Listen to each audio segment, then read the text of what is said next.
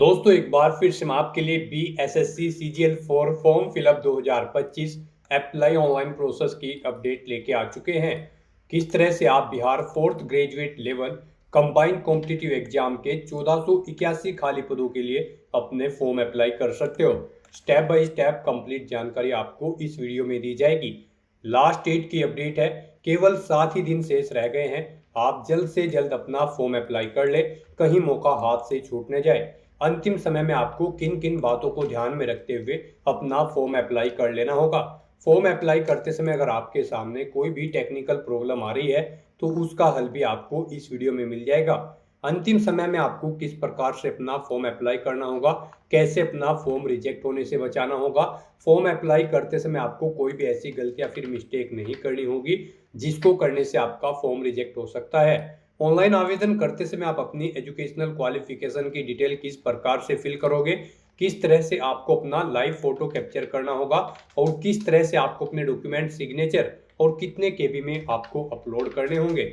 Fees payment करते हुए registration से लेकर प्रिंट तक आपको किस तरह से अपना फॉर्म अप्लाई कर लेना होगा। फॉर्म अप्लाई आप मोबाइल फ़ोन, टैबलेट या फिर लैपटॉप किसी भी डिवाइस के द्वारा कर सकते हो। सेम तरह से आपका फॉर्म अप्लाई होगा, बस लुकिंग इंटरफेस चेंज हो जाता है। तो कंप्लीट डिटेल के लिए आपको वीडियो शुरू से लेके एंड तक बिना स्किप किए हुए देखनी होगी। इस वीडियो को पूरा देखने पर ही आपके सभी सवाल और डाउट क्लियर होंगे। तो चलिए दोस्तों, बिना कोई वक्त कमाए शुरू करते हैं BSSC CGL 4 फॉर्म फिलअप की पूरी जानकारी। फॉर्म भरने से पहले आपको सबसे पहले हमारी वेबसाइट IND सरकारी नौकरी के इस पेज पर विजिट करना होगा, जिसका लिंक आपको नीचे description plus first comment box में मिल जाएगा। और हमारे इस पेज पर विजिट करके आप यहां से BSSC CGL 4 का फॉर्म अप्लाई कर सकते हो। बिहार स्टाफ सिलेक्शन कमीशन यहाँ पर कर्मचारी चयन आयोग के अंतर्गत भर्ती निकली हुई है। Fourth graduate level combined competitive exam के माध्यम से ये भर्ती होने जा रही है। 1481 टोटल वैकेंसीज निकली है। यहाँ पर आप पोस्ट वाइज, विभाग वाइज और कैटेगरी वाइज वैकेंसीज की टोटल जानकारी यहाँ से चेकआउट कर सकते हो। आप देख सकते हो किस पोस्ट के लिए किस विभाग के अंतर्गत कितनी वैकेंसीज किस कैटेगरी के लिए निकली है। लेवल 5, 6, 7 के अंतर्गत सैलरी है। लास्ट डेट की अपडेट है, केवल 7 ही दिन शेष है। आप जल्द से जल्द अपना फॉर्म अप्लाई कर ले। लास्ट डेट ऑनलाइन रजिस्ट्रेशन की 24 सितंबर 2025 है। क्वालिफिकेशन की बात की जाए तो ग्रेजुएट से आप अप्लाई कर सकते हो। अलग अलग पोस्ट के लिए ग्रेजुएशन आप देख सकते हो, अलग अलग डिसिप्लिन में आपसे मांगी गई है। आप यहां से कंप्लीट डिटेल चेकआउट करें, देन उसके बाद किसी भी पोस्ट के लिए अप्लाई कर ले। एज लिमिट 21 से 37 वर्ष है। फीस जनरल OBC WS के लिए 540 है। SC ST PH फीमेल के लिए 135 है, जो कि आप ऑनलाइन मोड से पेमेंट कर सकते हो। सिलेक्शन होगा प्री और मेन एग्जाम से, ऑनलाइन अप्लाई कर सकते हो। बिहार जॉब लोकेशन है, ऑल ओवर इंडिया से ऑनलाइन कर सकते हो। ऑनलाइन bssc.com ये इसकी ऑफिशियल वेबसाइट है, जिससे आप फॉर्म फिल कर सकते हो। इंपोर्टेंट लिंक सेक्शन के अंतर्गत ऑफिशियल नोटिफिकेशन PDF लिंक पर क्लिक करके आप इसके PDF डाउनलोड कर सकते हो, जिसमें आपको पोस्ट वाइज यहाँ पर सैलरी और क्वालिफिकेशन की डिटेल मिल जाएगी। उसके बाद में पोस्ट वाइज, डिपार्टमेंट वाइज आप यहाँ से कैटेगरी वाइज वैकेंसीज की जानकारी चेकआउट कर ले। एज लिमिट किस कैटेगरी के लिए कितनी मैक्सिमम आयु सीमा रहेगी वो आप यहाँ से देख सकते हो। और क्वालिफिकेशन की डिटेल के साथ साथ में आपको यहाँ पर एग्जामिनेशन पैटर्न और सिलेबस प्री और मेन एग्जाम दोनों के लिए दिया गया है। फीस पेमेंट की जानकारी आप चेकआउट कर ले। फॉर्म अप्लाई करते समय आपको लाइव फोटो कैप्चर किस प्रकार से करना होगा, कंप्लीट गाइडलाइंस आपको इस PDF में मिल जाएगी। तो आवेदन करने से पहले आपको ये ऑफिशियल नोटिफिकेशन की PDF हिंदी में पूरा पढ़ना अनिवार्य है। इसको पूरा पढ़ने से आपके सभी सवाल और डाउट क्लियर होंगे। ये PDF रीड आउट करने के बाद में आपको अप्लाई ऑनलाइन लिंक पर क्लिक करना होगा, तो आपके सामने ऑनलाइन आवेदन करने का ये ऑफिशियल पोर्टल ओपन हो जाएगा। गाइड, यहाँ पर अगर आपने पहले से रजिस्ट्रेशन कर रखा है तो आपको लॉगिन की इस लिंक पर क्लिक करना है और लॉगिन करके अपना फॉर्म अप्लाई कर लेना है। लॉगिन करते हुए यहाँ पर आपको अपनी बेसिक डिटेल देनी होगी। यहाँ पर आपको अपना रजिस्ट्रेशन नंबर एंटर करना है, अपना पासवर्ड आपको एंटर करना है, ये कैप्चा कोड आपको यहाँ पर एंटर करना है और फिर आपको लॉगिन की स्टेप पर क्लिक करते हुए अपने डैशबोर्ड में लॉगिन करके अपना फॉर्म अप्लाई कर लेना है। और अगर आप इस भर्ती के लिए फर्स्ट टाइम अप्लाई करने जा रहे हो तो सबसे पहले यहाँ पर आपको अपना रजिस्ट्रेशन करना होगा। उसके लिए आपको रजिस्ट्रेशन का ये लिंक दिया गया है, आप इस पर क्लिक करें, आपके सामने रजिस्ट्रेशन का फॉर्म ओपन हो जाएगा। इसमें आपको अपनी बेसिक डिटेल्स प्रोवाइड करते हुए अपना रजिस्ट्रेशन कंप्लीट कर लेना है। सबसे पहले यहाँ पर गाइज आपको अपना नाम एंटर करना है, उसके बाद यहाँ पर आपको अपना जेंडर सेलेक्ट कर लेना है। फिर यहाँ पर आपसे पूछा गया है कि क्या आप बिहार राज्य के निवासी हैं, अगर हैं तो यस करें, नहीं तो नो ऑप्शन सेलेक्ट करें। यस अगर आप करते हैं तो फिर आपको अपनी कैटेगरी यहाँ पर सेलेक्ट करनी होगी, आप जिस कैटेगरी से बिलोंग करते हैं अपनी कास्ट यहाँ पर आपको सेलेक्ट करनी है। फिर यहाँ पर आपसे पूछा गया है कि क्या आप PWD कैंडिडेट हैं, अगर हैं तो आप यस करेंगे, नहीं है तो नो ऑप्शन सेलेक्ट करेंगे। अगर यस करते हैं तो फिर आपको अपनी डिसेबिलिटी का नेचर सेलेक्ट करना होगा, वो परमानेंट है या फिर टेम्परेरी, और यहाँ पर उसकी परसेंटेज कितनी है वो आपको देनी होगी। यहाँ पर आपसे पूछा गया है कि क्या आपकी डिसेबिलिटी की परसेंटेज 40% से अबव है, अगर है तो आप यस करेंगे और उसकी डिटेल देंगे। और अगर आप यहाँ पर PWD वाले कैंडिडेट नहीं है तो आप नो ऑप्शन सेलेक्ट करें, आगे की डिटेल फिर आपको नहीं देनी होगी।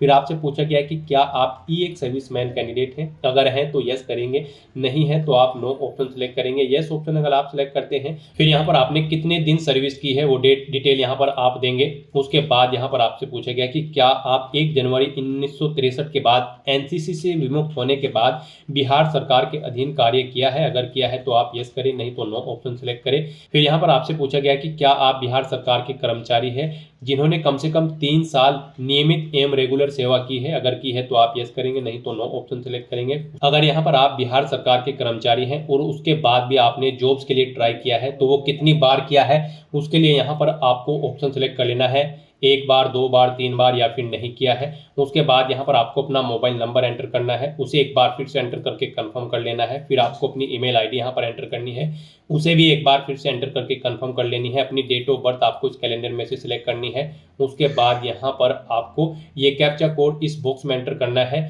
और फिर गाइज आपको यहाँ पर सेव एंड कंटिन्यू के इस ऑप्शन पर क्लिक कर देना है। फिर आपने जो यहाँ पर डिटेल प्रोवाइड कराई है, अगर आप इसे एडिट करना चाहते हैं तो आप एडिट के ऑप्शन पर क्लिक करके एडिट कर सकते हैं, नहीं तो यहाँ पर गाइज अब आपको कंफर्म एंड नेक्स्ट के इस ऑप्शन पर क्लिक कर देना है। इस तरह से यहाँ पर आपका रजिस्ट्रेशन सक्सेसफुली कंप्लीट हो चुका है। आपका रजिस्ट्रेशन नंबर और पासवर्ड आपके रजिस्टर्ड मोबाइल नंबर और ईमेल आईडी पर सबमिट कर दिए गए हैं। आपको उन्हें केयरफुली नोट डाउन करके रख लेना है फ्यूचर यूज के लिए। आपका रजिस्ट्रेशन नंबर आपको यहाँ पर भी प्रोवाइड करा दिया गया है और यहाँ पर अब आपको अपना फॉर्म अप्लाई करने के लिए क्लिक हियर फॉर लॉगिन के इस ऑप्शन पर क्लिक करना है और अपना रजिस्ट्रेशन नंबर और पासवर्ड का यूज करते हुए आपको लॉगिन करते हुए अपना फॉर्म अप्लाई करना है। फिर आपके सामने लॉगिन का इंटरफेस ओपन हो जाएगा। अब गाइस यहाँ पर आपको अपना रजिस्ट्रेशन नंबर एंटर करना है, अपना पासवर्ड आपको एंटर करना है, ये कैप्चा कोड आपको यहाँ पर एंटर करना है और उसके बाद आपको लॉगिन की स्टेप पर क्लिक करते हुए अपने डैशबोर्ड में लॉगिन कर लेना है। नेक्स्ट आपके सामने आपका डैशबोर्ड कुछ इस तरह से शो होगा। यहाँ पर आपका फॉर्म स्टार्ट हो चुका है। यहाँ पर आपको 6 स्टेप्स को कंप्लीट करते हुए अपना फॉर्म अप्लाई करना है। आपको अपनी पर्सनल डिटेल देनी है, फिर आपको पेमेंट करना है, फीस पेमेंट जो रिक्वायर्ड फीस पेमेंट है, फिर आपको अपनी एजुकेशनल क्वालिफिकेशन की डिटेल देनी है, फोटो और सिग्नेचर आपको अपलोड करने हैं, लाइव फोटो आपको अपना कैप्चर करना है और उसके बाद आपको अपना फॉर्म सबमिट करते हुए अपने एप्लीकेशन फॉर्म का हार्ड कॉपी प्रिंट आउट ले लेना है फ्यूचर यूज के लिए। तो दोस्तों इन स्टेप्स को कंप्लीट करते हुए यहाँ पर आपको अपना फॉर्म अप्लाई करना है। तो सबसे पहले यहाँ पर आपको अपने फादर का नाम एंटर करना है, उसके बाद यहाँ पर अब आपको अपनी मदर का नाम एंटर करना है। फिर यहाँ पर आपको आपका जो डोमिसाइल सर्टिफिकेट है किस डेट को इशू हुआ है वो आपको सिलेक्ट कर लेना है। आप इस कैलेंडर के ऑप्शन पर क्लिक करें और डेट सिलेक्ट कर लें, उसका नंबर यहाँ पर आपको एंटर करना है। फिर यहाँ पर आपको आपका डोमिसाइल सर्टिफिकेट किस अथॉरिटी ने इशू किया है वो यहाँ पर आपको सिलेक्ट कर लेना है। इनमें नहीं है तो आप अदर ऑप्शन सेलेक्ट करें और फिर उसका नाम यहाँ पर दे उस डेजिग्नेशन का जिसने आपको आपका डोमिसाइल सर्टिफिकेट इशू किया है। उसके बाद गाइस यहाँ पर आपको अपने कास्ट सर्टिफिकेट का नंबर देना है, वो कब इशू हुआ है वो डेट आपको सिलेक्ट कर लेनी है, अथॉरिटी का नाम सिलेक्ट करना है जिसने आपको इशू किया है। इनमें नहीं है तो आप अदर ऑप्शन सिलेक्ट करें और फिर उस डेजिग्नेशन का नाम यहाँ पर दे। उसके बाद आपको इस पेज को नीचे स्क्रॉल डाउन करना है। यहाँ पर आपको कुछ चीज़ें आपकी ऑटोमेटिकली फिर मिल जाएगी जो आपने रजिस्ट्रेशन टाइम पे प्रोवाइड कराई थी। फिर यहाँ पर आपसे पूछा गया कि क्या आप फ्रीडम फाइटर के आश्रित हैं, अगर हैं तो आप यस करेंगे, नहीं है तो नो ऑप्शन सेलेक्ट करेंगे। अगर यस ऑप्शन आप सेलेक्ट करते हैं तो फिर आपको यहाँ पर फ्रीडम फाइटर सर्टिफिकेट नंबर देना होगा और स्वतंत्रता सेनानी प्रमाण पत्र जारी करने वाले प्राधिकार का नाम सिलेक्ट करना होगा और नहीं है तो सिंपली आप नो ऑप्शन सेलेक्ट करें। फिर आप अपनी नेशनलिटी यहाँ पर सिलेक्ट करें। उसके बाद आपसे पूछा गया है कि क्या आपके पास आधार कार्ड है, अगर है तो आप यस करें और उसका नंबर दें, नहीं है तो नो ऑप्शन सेलेक्ट करें।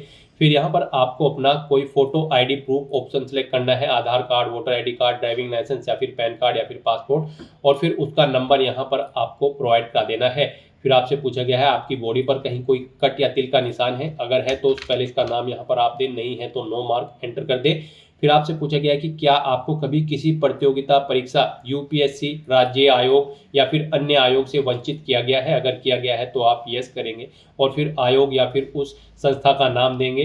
कब से कब तक किया गया है वो यहाँ पर आप डेट सेलेक्ट करेंगे। नहीं किया गया है तो आप नो ऑप्शन सेलेक्ट करेंगे। उसके बाद गाइज यहाँ पर आपको अपना कोरोस्पोंडेंस एड्रेस एंटर करना है। फिर आपको अपना परमानेंट एड्रेस यहाँ पर एंटर कर देना है। और अगर आपका परमानेंट एड्रेस आपके कोरोस्पोंडेंस एड्रेस के अकॉर्डिंग सेम है तो आप इस चेकबॉक्स को ओके कर देंगे। ऑटोमेटिकली आपका परमानेंट एड्रेस आपके कोरोस्पोंडेंस एड्रेस के अकॉर्डिंग फिल हो जाएगा। और उसके बाद फिर यहाँ पर आपको सबमिट के ऑप्शन पर क्लिक कर देना है। फिर यहाँ पर आपको आपकी पर्सनल डिटेल का पूरा प्रीव्यू शो कर दिया गया है। आपको सभी डिटेल्स केयरफुली चेकआउट करनी है। पेज को नीचे स्क्रॉल डाउन करना है और यहाँ पर गाइज अब आपको प्रोसीड फॉर पेमेंट के इस ऑप्शन पर क्लिक कर देना है। नेक्स्ट आपके सामने कुछ इस तरह से इंटरफेस शो होगा। अब यहाँ पर आपको अपना फीस पेमेंट करना है। आपको आपकी कैटेगरी के अकॉर्डिंग यहाँ पर एप्लीकेशन फीस का अमाउंट शो कर दिया जाएगा।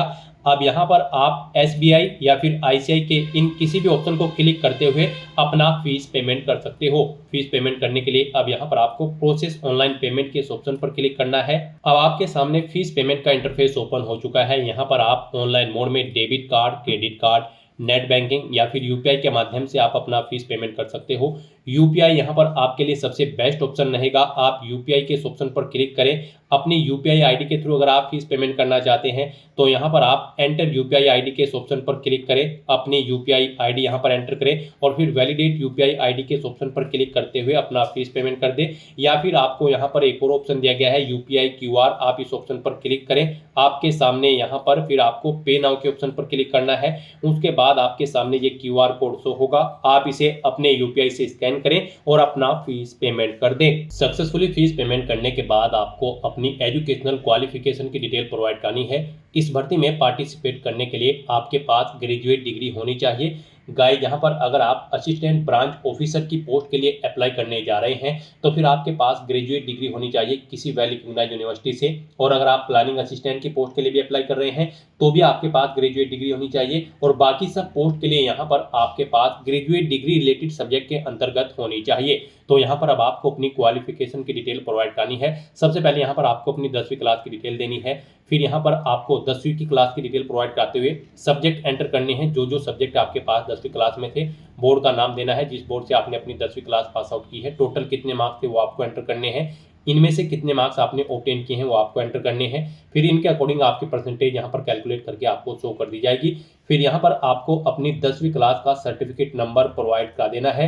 यहाँ पर आपको अपनी 10वीं क्लास का सर्टिफिकेट नंबर देना है। वो कब इशू हुआ था वो डेट यहाँ पर आपको सिलेक्ट कर लेनी है। उसके बाद ऐसे ही आपको अपनी 12वीं क्लास की डिटेल देनी है। इसमें भी पहले आप सब्जेक्ट एंटर करें, बोर्ड का नाम दें और फिर टोटल मार्क्स प्रोवाइड कराएं, कितने ऑब्टेन किए हैं वो आप एंटर करें। परसेंटेज यहाँ पर आपकी इनके अकॉर्डिंग कैलकुलेट करके आपको शो कर दी जाएगी। उसके बाद यहाँ पर आपको अपनी 12वीं क्लास का सर्टिफिकेट नंबर देना है, इशूइंग डेट देनी है, कब आपको वो इशू हुआ था वो यहाँ पर आपको इस कैलेंडर पर क्लिक करते हुए सिलेक्ट कर लेनी है। फिर आपको यहाँ पर अपनी ग्रेजुएशन के सब्जेक्ट एंटर करने हैं, यूनिवर्सिटी का नाम देना है, टोटल कितने मार्क्स थे वो आपको एंटर करने हैं, कितने ऑब्टेन किए हैं वो आपको एंटर करने हैं। फिर यहाँ पर आपको इनकी परसेंटेज कैलकुलेट करके आपको शो कर दी जाएगी इन मार्क्स के अकॉर्डिंग। फिर यहाँ पर आपको अपनी ग्रेजुएशन का सर्टिफिकेट नंबर या फिर मार्कशीट नंबर प्रोवाइड करना है, कब वो आपको इशू हुआ है वो डेट यहाँ पर आपको इस कैलेंडर के ऑप्शन पर क्लिक करते हुए सिलेक्ट कर लेनी है। इस तरह से यहाँ पर आपको अपनी क्वालिफिकेशन की डिटेल प्रोवाइड कर देनी है और फिर गाइज आपको यहाँ पर सबमिट के ऑप्शन पर क्लिक कर देना है। नेक्स्ट यहाँ पर आपको अपना फोटो और सिग्नेचर अपलोड करने हैं। गाइज यहाँ पर आपका जो पासपोर्ट साइज फोटो होगा वो 20 KB से 50 KB के बीच में होना चाहिए और उसकी विड्थ यहाँ पर 200 पिक्सल और हाइट 230 पिक्सल होनी चाहिए। तो यहाँ पर आपको ब्राउज के ऑप्शन पर क्लिक करना है, फाइल को सिलेक्ट करना है और अपना फोटो अपलोड कर देना है। और उसके बाद गाइज यहाँ पर आपको अपने सिग्नेचर अपलोड करने हैं। सिग्नेचर यहाँ पर आपको इंग्लिश और हिंदी दोनों लैंग्वेजेस में अपलोड करने होंगे। तो यहाँ पर अपने सिग्नेचर अपलोड करने के लिए भी आपको गाइडलाइन दी गई है। यहाँ पर आपके जो सिग्नेचर होंगे वो 10 KB से 20 KB के बीच में होने चाहिए और उनकी जो विड्थ है वो 200 पिक्सल और हाइट यहाँ पर 60 पिक्सल होनी चाहिए। उसके लिए भी आपको ब्राउज के ऑप्शन पर क्लिक करना है, फाइल को सिलेक्ट कर लेना है और हिंदी और इंग्लिश दोनों लैंग्वेजेस में आपको अपने सिग्नेचर यहाँ पर अपलोड कर देने हैं। आपके ये सिग्नेचर JPG फॉर्मेट में होने चाहिए। तो यहाँ पर अब अपने फोटो और सिग्नेचर अपलोड करने के बाद फिर आपको सबमिट के इस ऑप्शन पर क्लिक कर देना है। नेक्स्ट यहाँ पर आपको अपना लाइव फोटो कैप्चर करना है। उसके लिए यहाँ पर आपको टेक फोटो के इस ऑप्शन पर क्लिक करना है और अपना लाइव फोटो यहाँ पर कैप्चर कर देना है। फोटो कैप्चर करते हुए आपको कुछ चीज़ों का ध्यान रखना होगा, जैसे कि जहां पर आप अपना लाइव फोटो कैप्चर कर रहे हैं वहां पर प्रॉपर वे में आपकी रोशनी होनी चाहिए और वो प्लेस आपका नीट एंड क्लीन होना चाहिए। तो यहाँ पर आपको अपना लाइव फोटो कैप्चर करने के बाद फिर सबमिट के इस ऑप्शन पर क्लिक कर देना है। लाइव फोटो कैप्चर करने के बाद आपको डिक्लेरेशन सेक्शन में इस चेकबॉक्स को ओके करना है और उसके बाद फिर गाइज आपको फाइनल सबमिट के इस ऑप्शन पर क्लिक करके अपना फॉर्म सबमिट कर देना है। इस तरह से यहाँ पर आपका एप्लीकेशन फॉर्म सक्सेसफुली सबमिट हो चुका है। आप प्रिंट पेमेंट स्लिप के ऑप्शन पर क्लिक करके अपनी फीस पेमेंट का एक हार्ड कॉपी प्रिंट आउट ले सकते हो और प्रिंट एप्लीकेशन स्लिप की स्टेप पर क्लिक करके आप अपने एप्लीकेशन फॉर्म का एक हार्ड कॉपी प्रिंट आउट ले सकते हो फ्यूचर यूज के लिए, फ्यूचर रेफरेंस के लिए। तो दोस्तों ऐसे आप Bihar staff selection commission 4th graduate level combined competitive examination 2025 के लिए अपने फॉर्म अप्लाई कर सकते हो बिना कोई मिस्टेक किए हुए। आज की इस वीडियो में बस इतना ही। आई होप ये वीडियो आपको पसंद आई होगी। अगर पसंद आई हो तो इसे लाइक और शेयर करें, चैनल पर नए हो तो इसे सब्सक्राइब कर लें। Thanks for watching.